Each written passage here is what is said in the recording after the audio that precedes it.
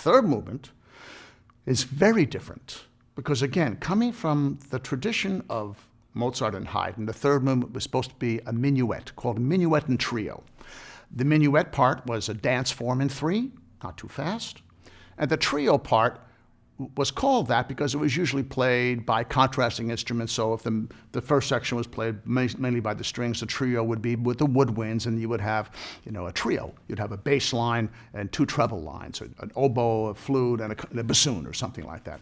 And then you go back and do the beginning again, and that was called ABA form. So you had the very beginning, and then you had the trio. And even when it wasn't 3 instruments, a trio, we still call it a trio. Now, Beethoven followed that form. It was the initial material, a trio, and the recapitulation, or the A section again. So what did he do that was unusual? First of all, it's a scherzo. The scherzo is a faster. It starts again with the lower instruments of the orchestra. This time not the cellos and the violas, but the cellos and the basses. And the theme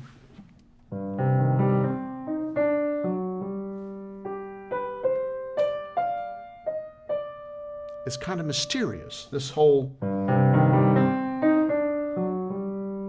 very softly.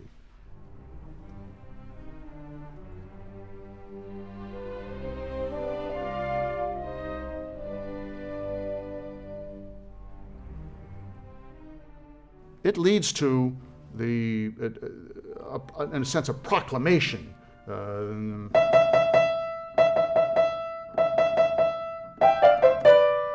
Now, what do you notice about that? So the theme is the theme from the scherzo, but it's the same rhythm, isn't it? 3 short and 1 long, played by the horns. And the horns play it strong, and then the full orchestra comes in, and then it leads again back to this original theme that the cellos and the basses play in a mysterious way.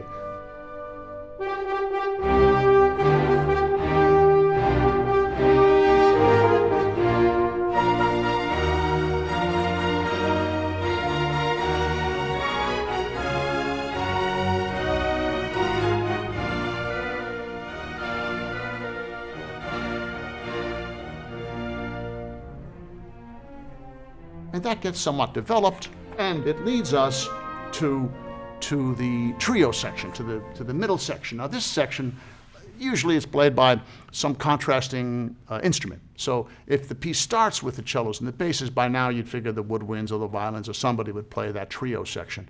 In this case, it's the cellos and basses again.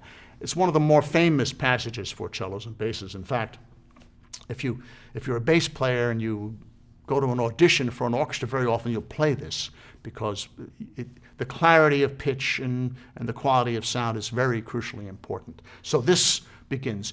It's loud, even though the tempo, the speed of the movement is the same, they're faster notes, so it feels faster. And there's a little what we call fugato. So the cellos and basses start it, and as time goes on, the violas come in, the second violins come in, first violins come in, and then that's repeated.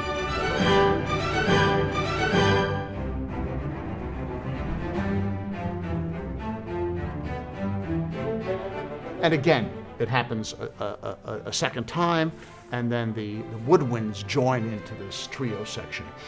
Eventually, Beethoven does it again, but the third time he does it, it's all soft. Everything's soft. And in fact, with soft, also, in the case of the violins, becomes more legato, smoother. So again, it's Beethoven's checklist. I did it loud a few times. Now I got to do it soft, and maybe I should do it actually long rather than short. And it's just this incredible imagination. Now, does he think that way? I don't know, but that's certainly the way it appears.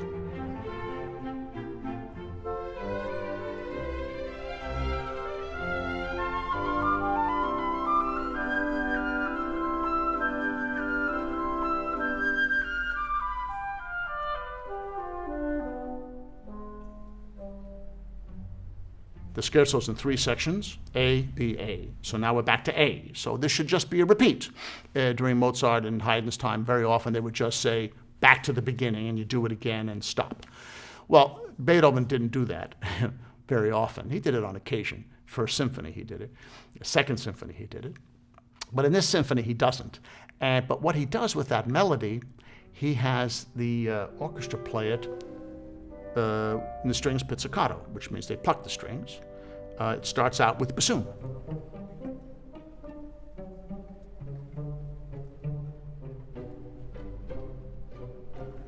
And instead of this heroic theme, remember this,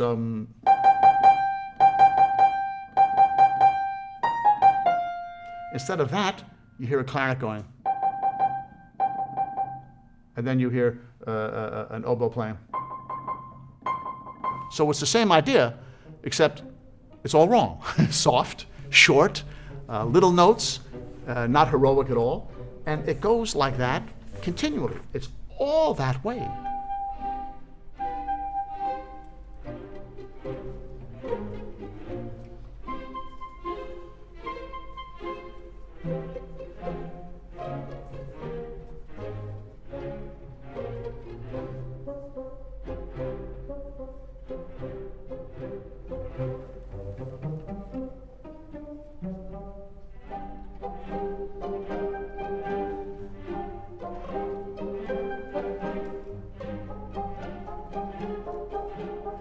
And then, what does he do? He has the timpani play the melody. So the strings hold this simple chord, and the timpani goes.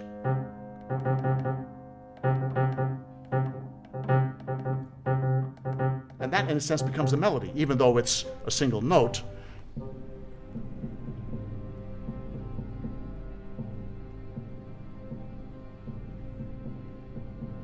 It's the timpani playing this, and nothing happens until all of a sudden the violins play.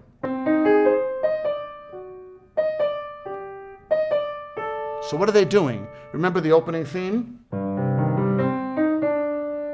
They are just doing that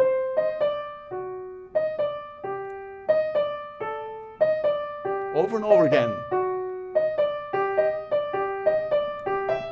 and varying it slightly. But it's still mysterious. It's still all soft. Nothing much happens. And it's all suspended. Then, in a short amount of time, there's this huge crescendo. And we have the triumphal last movement.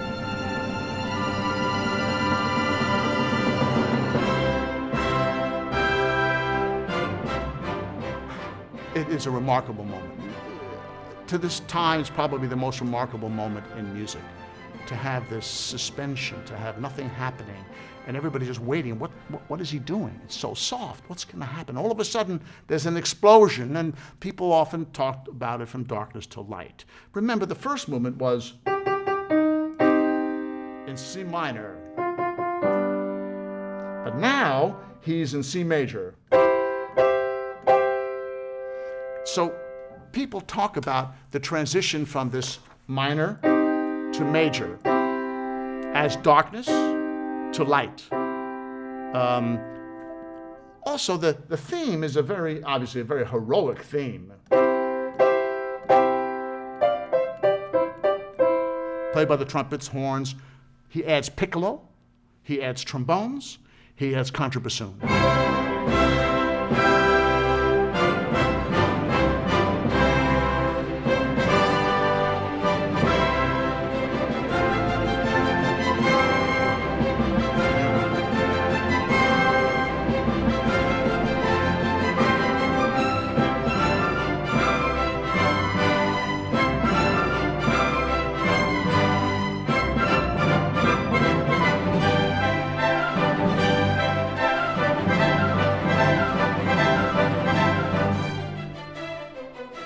The second theme isn't so different from the first, played by the horns. Still heroic.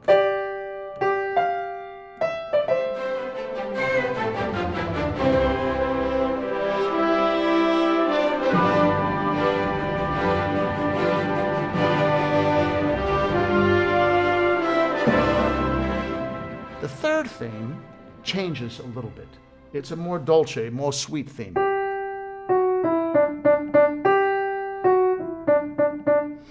But it too doesn't stay that way very long, and it becomes, again, a nice strong theme. And so now we have the three themes, and we repeat that again.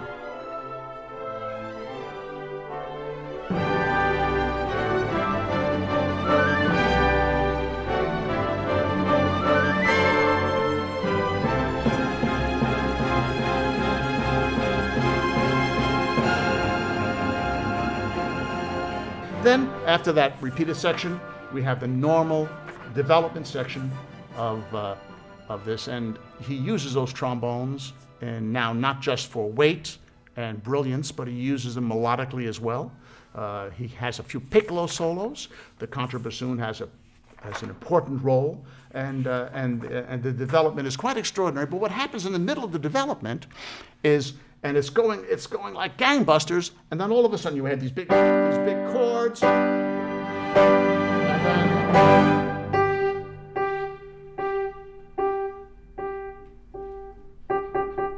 the same material from the scherzo, which is very much a three short and one long note.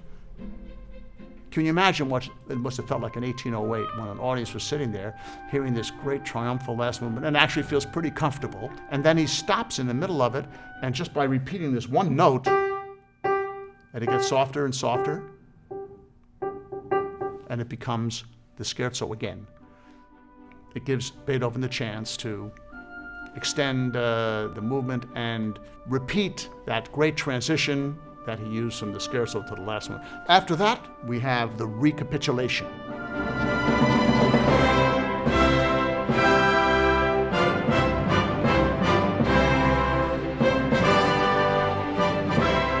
So we have the exposition, the first theme, we have the big development, and then we have this interlude of the scherzo coming back, and the connection to the now recapitulation. So all the material is brought back. Then, at the end, and as I mentioned, there's some solos for the trombones, for the piccolo. I mean, he really extends the orchestra. And then he leads to the coda. The coda in this case is at a faster tempo. It's at a presto tempo. And again, it ends triumphantly. And it is, without question, one of the great masterpieces of symphonic music of all time.